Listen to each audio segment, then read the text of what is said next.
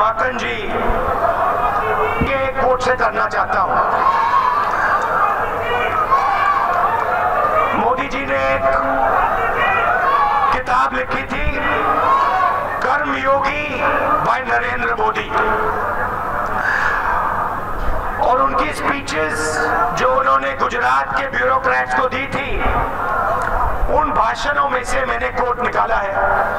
मैं आज आपके सामने पढ़ना चाहता हूं, क्योंकि यहां संविधान की बात हो रही है, अंबेडकर जी की बात हो रही है, और इस कोट से हमारे प्रधानमंत्री जी की विचारधारा, उनकी थिंकिंग, उनकी सोच बहुत सफाई से दिखाई देती है। पहले मैं इसको अंग्रेजी में पढ़ूंगा, फिर हिंदी में बोलूंगा।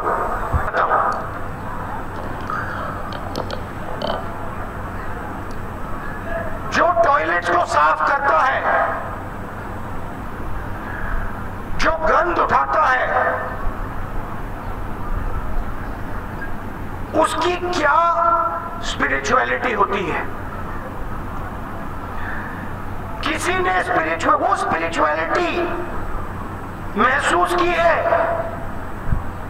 जो वाल्मीकि समाज का एक व्यक्ति टॉयलेट साफ करते हुए महसूस करता है? नहीं, सुनिए सुनिए,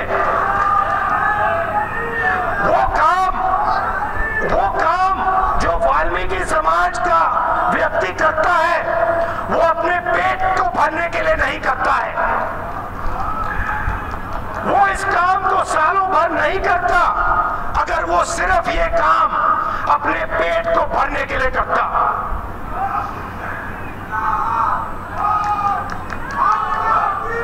कहीं ना कहीं वो ये काम करना छोड़ देता, मगर वो ये काम इसलिए करता है क्योंकि वो अपनी स्पिरिचुअलिटी के लिए काम करता है। उसके जो माता पिता थे वो आसानी से इस काम को छोड़ सकते थे, मगर उन्होंने ये काम नहीं छोड़ा क्योंकि उनको इस काम से स्पिरिचुअलिटी मिलती है। ये हमारे प्रधानमंत्री की सोच है कि वाल्मीकि समाज का जो व्यक्ति टॉयलेट को साफ करता है, वो पेट भरने के लिए नहीं करता है, स्पिरिचुअलिटी के लिए करता है। ये हमारे प्रधानमंत्री जी की सोच है, उनका कोट है, मेरा नहीं। अब देख, नहीं ऐसे मत बोलिए, क्योंकि हम, देखिए, हम कांग्रेस पार्टी के लोग हैं, हम किसी के बारे में मुर्दाबाद नहीं कहते, मगर जो उनकी विचारधारा है, नहीं भैया ऐसे मत बोलिए, जो उनकी विचारधारा है नरेंद्र मोदी की, हिंदुस्तान के हर दलित को, हर गरीब को, हर व्यक्ति को समझनी है। नरेंद्र मोदी जी सोचते हैं कि जो टॉयलेट को साफ करता है, जो गंद उठाता है, वो ये काम अपनी स्पिरिचुअलिटी के लिए करता है, पेट भरने के लिए नहीं करता है। ये हमारी प्रधानमंत्री की सोच है।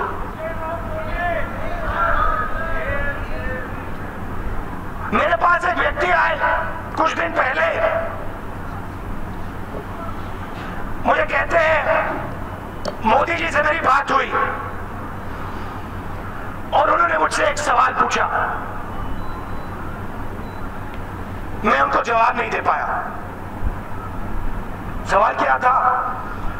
से गुस्सा इसलिए है क्योंकि ये आपकी विचारधारा है। आप जितनी बार भी अंबेडकर जी के सामने फूल लगाओ, जितनी बार भी इनके मूर्ति पे माला लगाओ, इस विचारधारा के साथ उनकी आप इज्जत कभी नहीं कर सकते हो।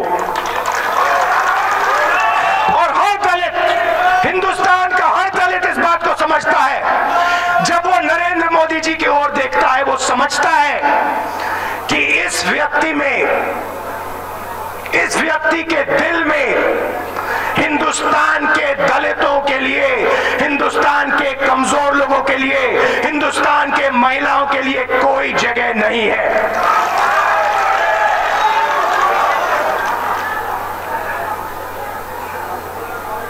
अत्याचार बढ़ता जा रहा है। उना, उत्तर प्रदेश, मध्य प्रदेश, महाराष्ट्र, जहां भी आप देखो दलितों के खिलाफ अत्याचार बढ़ता जा रहा है। ये जो संविधान है ये इन सब की रक्षा करता है और इसको यहां संविधान को कांग्रेस पार्टी ने और अंबेडकर जी ने लिखा और हिंदुस्तान को दिया। जो भी हमारे देश में इंस्टीट्यूशंस हैं, चाहे वो इलेक्शन कमीशन हो, लोकसभा हो, राज्यसभा हो, विधानसभा हो, आईआईटी हो, आईआईएम हो, जो भी हमारे इंस्टीट्यूशंस हैं, सब इंस्टीट्यूशंस को हमारे कॉन्स्टिट्यूशन ने हमें दिया है। कॉन्स्टिट्यूशन के बिना इस देश में ना आईआईटी बनती, ना आईआईएम बनता, ना आईटी बेंगलोर बनता, ना राज्यसभा, ना लोकसभा, कुछ नहीं होता। अगर इस देश में इंस्टीट्यूशंस पैदा हुए हैं, अगर सुप्रीम कोर्ट है, हाई कोर्ट्स हैं, तो नींव कॉन्स्टिट्यूशन है। और आज हमारे सब के सब इंस्टीट्यूशंस में एक के बाद एक, एक के बाद एक, एक के बाद एक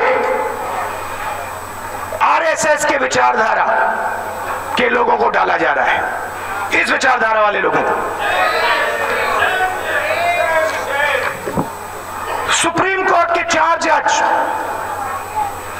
पहली बार हिंदुस्तान के इतिहास में हुआ है। आमतौर से जनता जज के पास जाती है, न्याय मांगती है। पहली बार 4 जज जनता से जाकर न्याय मांग रहे हैं।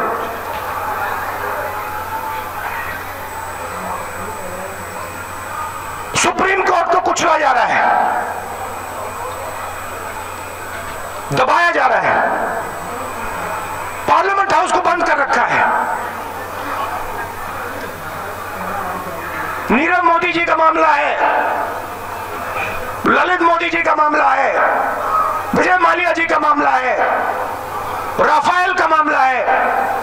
नरेंद्र मोदी जी पार्लियामेंट में खड़े होने से घबराते हैं। मैं आपको बता रहा हूं, 15 मिनट मेरी वहां पे स्पीच करा दो,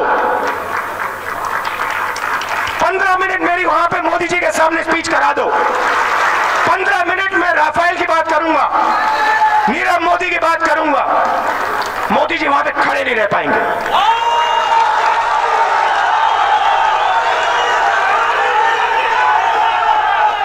पूरा देश इस बात को समझता है, पूरा देश इस बात को समझता है कि राफेल मामले में चोरी हुई है। नीरव मोदी 30,000 करोड़ रुपए लेके भाग जाता है और उनके मित्र एक शब्द नहीं कहते हैं।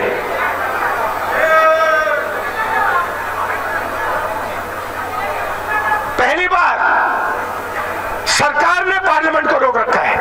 आमतौर से ऑपोजिशन रोकती है, बंद करती है, सरकार ने रोक रखा है। हमारे यहां प्रेस के मित्र खड़े हैं,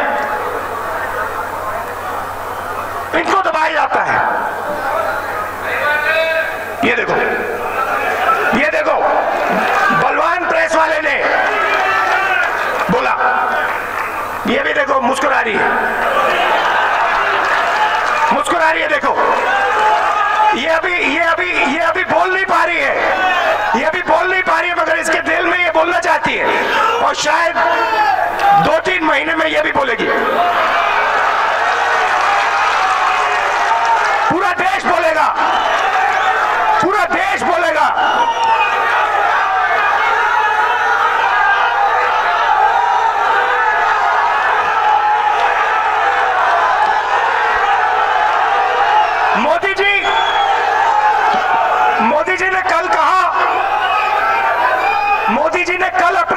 से कहा,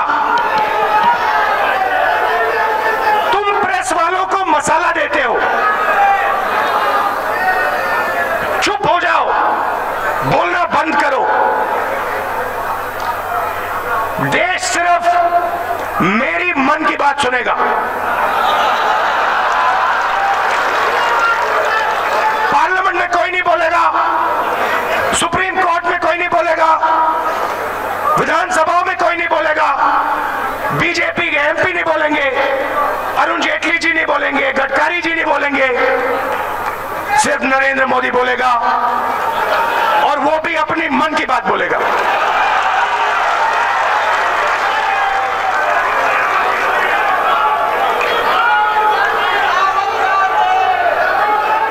महिलाओं, लड़कियों का रेप होता है, छोटी सी बच्ची, 8 साल की बच्ची, उन्नाव में रेप होता है।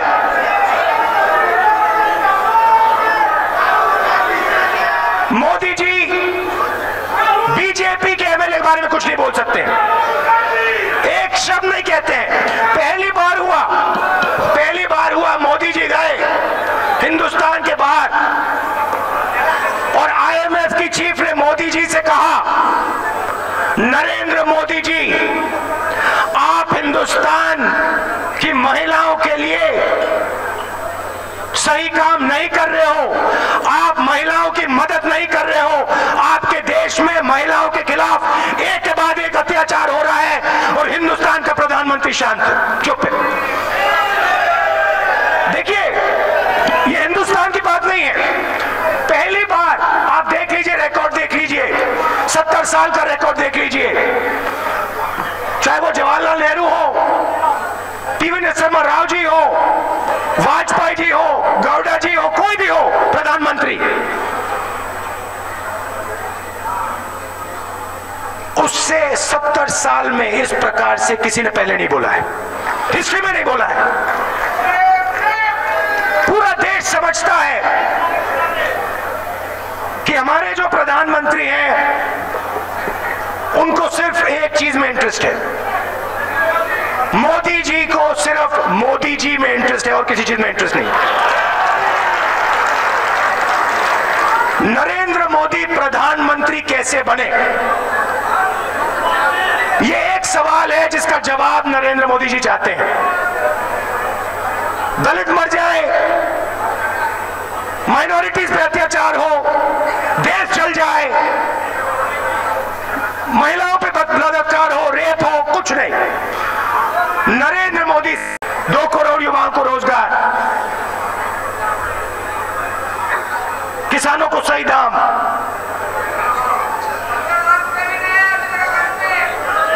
अब नया नारा देंगे मोदी जी।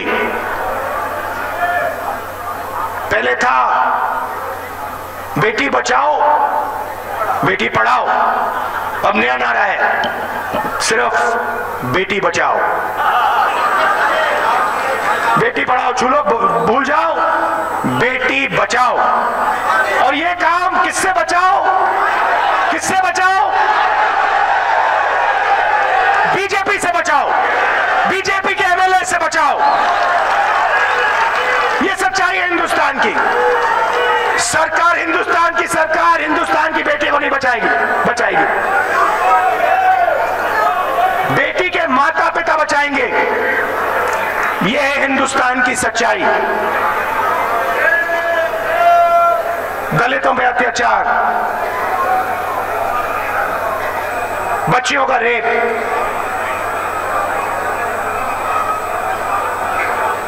और युवाओं को झूठ। 2 करोड़ युवाओं को रोजगार देंगे।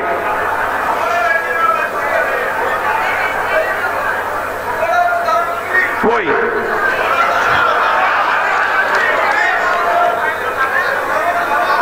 पकौड़े बनाने में भैया स्पिरिचुअलिटी होती है, स्पिरिचुअलिटी, बात समझो।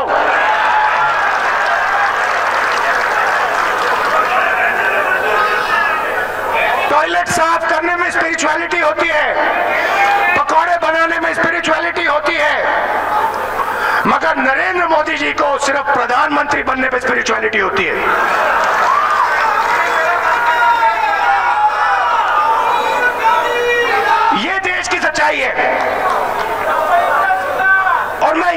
बोलना चाहता हूं जो कारगे जी ने कहा, रोड जी ने कहा, 70 साल में कांग्रेस पार्टी ने हिंदुस्तान को कॉन्स्टिट्यूशन दिया और उस कॉन्स्टिट्यूशन की रक्षा की, इंस्टीट्यूशंस बनाए और वो काम हम पूरा करके दिखाएंगे। बीजेपी के लोग, आरएसएस के लोग इस कॉन्स्टिट्यूशन को कभी नहीं छू पाएंगे, हम होने ही नहीं देंगे। और आने वाले चुनाव में 2019 के चुनाव में देश की जनता नरेंद्र मोदी जी को अपनी मन की बात बताएगी कि मोदी जी आपने वायदा किया था, मन की बात बताने वाली। और कांग्रेस पार्टी को मिलकर और जो हमारे नेता बैठे हैं, हम सबको मिलकर इस देश को एक नया रास्ता दिखाना पड़ेगा। कांग्रेस पार्टी शिक्षा में, स्वास्थ्य में देश को क्या करके देगी, युवाओं को रोजगार किस प्रकार देने वाली है, लड़कियों की रक्षा, छोटी छोटी बच्चियों की रक्षा, महिलाओं की रक्षा कैसे करके देगी, ये सवाल हमारे सामने है। और इन सवालों का जवाब सिर्फ कांग्रेस पार्टी दे सकती है और कोई नहीं दे सकता है।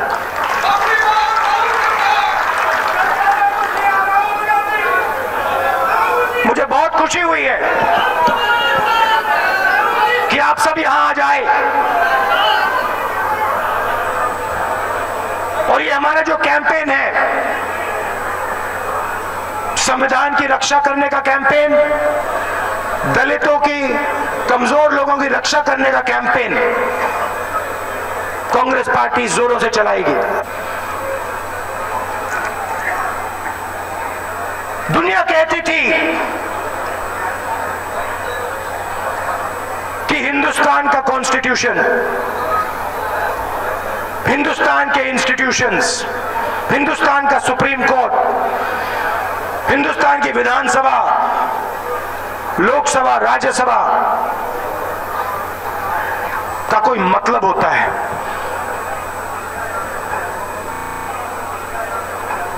बाकी देश हमारी ओर देखते थे।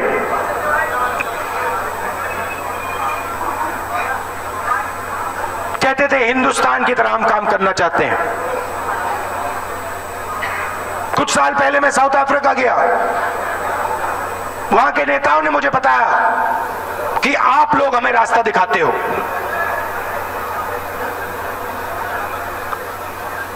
देश की रेपुटेशन, दुनिया में देश की रेपुटेशन मोदी जी ने खत्म कर दी है।